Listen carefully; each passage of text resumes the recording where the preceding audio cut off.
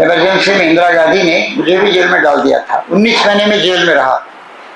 अब तो खैर कंप्यूटर से आपको मालूम हो जाता है, सारी बातें मालूम हो जाती हैं, कितनी आयतें हैं, कितने अल्फाज हैं, अल्लाह कितने बार है, नमाज कितने बार है, रोजा कितनी बार है, इबादत के लफ्ज़ अब कितने बार इस्तेमाल हुआ है। बल्कि आप कंप्यूटर से कहिए ChatGPT a program, please present before me all the verses which deal with Jesus Christ. Isa अलैहिस्सलाम के बारे में जितनी आयतें सब एक साथ जमा करके दे देगा वो, मूसा अलैहिस्सलाम जमा करके देगा, नमाज का कहाँ जिक्र है जमा करके दे देगा, चार्ट बना के तो ये भी पूछता है, चार्ट बना के भी दे देगा। और माफ कीजिएगा, हम मुसलमान इन सब मामलात में बहुत पीछे हैं।